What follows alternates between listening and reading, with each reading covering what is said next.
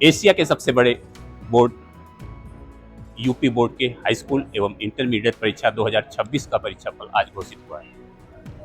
महेंद्र देवसिंह शिक्षा निदेशक माध्यमिक और सचिव भगवती सिंह ने संयुक्त प्रेस कॉन्फ्रेंस कर शाम 4 बजे रिजल्ट घोषित किया और जैसे कि पहले से उम्मीद थी कि एक बार फिर से बालिकाओं ने अपना परचम लहराया है और हाई स्कूल में जहां टॉप 10 में ऊपर से 3 बच्चियां हैं, वहीं इंटर में 4 बालिकाओं ने अपनी प्रतिभा का लोहा मनवाया।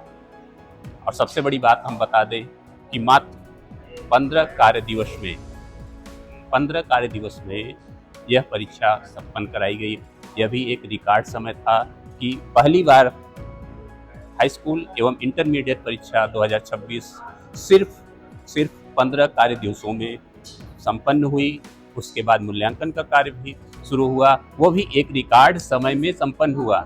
अब वक्त है जो है कि परीक्षा घोषित हो चुकी है और सबसे बड़ी बात रही हाई स्कूल इंटरमीडिएट के में फिर से बालिकाओं ने रिकॉर्ड कायम किया है। तो हमारे साथ हैं भगवती सिंह जी, सचिव हैं यूपी बोर्ड के। हम सिर्फ ये जानना चाहते थे, क्या उम्मीद थी कि ये बालिकाओं का ही फिर से बोलबाला होगा, परचम लहराएगा? नहीं, ऐसी उम्मीद तो नहीं थी, लेकिन जो रिजल्ट आया है और जो उसका विश्लेषण है वो निश्चित रूप से वो दिखा रहा है कि बालिकाओं का प्रतिशत अच्छा रहा है। लगभग 6% बेहतर रहा है हाई स्कूल में और 11% इंटरमीडिएट। कभी यूपी बोर्ड का नाम लिया जाता था और रिजल्ट का नाम लिया जाता था तो पूरा देश देखता था कि यूपी बोर्ड का परीक्षा का रिजल्ट आएगा, गांव तक में जाता था।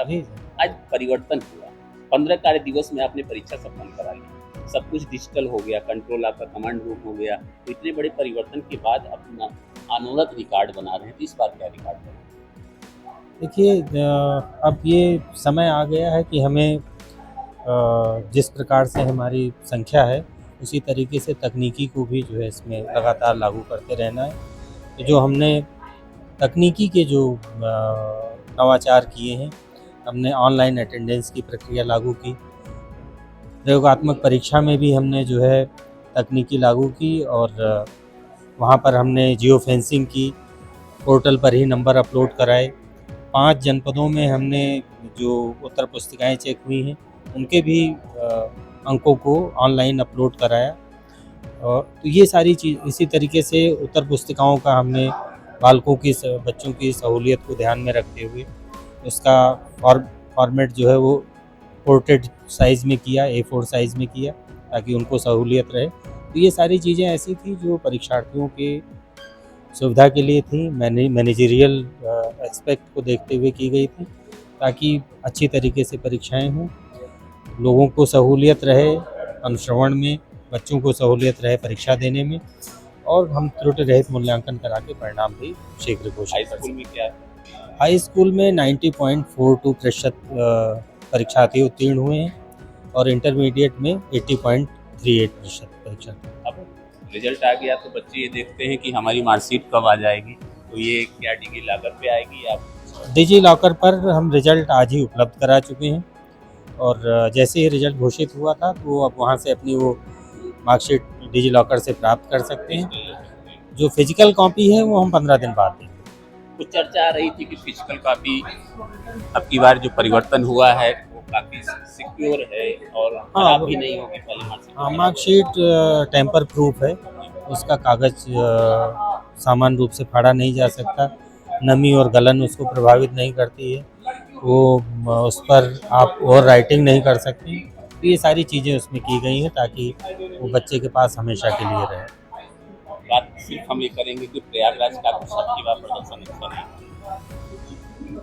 नहीं, मैंने देखा है उसमें सेंट एंथनी से बच्चे ने टॉप 10 में हैं और ज्वाला देवी से हैं, तो हैं, अच्छा प्रदर्शन रहा है। टॉप 10 में? हाँ है। तो यूपी बोर्ड के सचिव भगवती सिंह थे, उन्होंने साफ कहा कि अब की बार भी बच्चों ने परफॉर्मेंस अच्छा किया है। प्रयागराज से हालांकि 10वें स्थान पर रहा, लेकिन एक सबसे महत्वपूर्ण बात जो रही विगत वर्षों में भी, इस वर्षों में भी बालिकाओं का जो परचम है, जो उनकी प्रतिभा है, वो एक बार फिर से सरोपर रही। इंटरमीडिएट में 5 बालिकाओं ने टॉप 10 में अपनी जगह बनाई, तो हाई स्कूल में भी टॉप 10 में 3 बालिकाएं सर्वोच्च स्थान पर रही। Shivpujan Singh, NVT online, Prayagraj, Uttar Pradesh.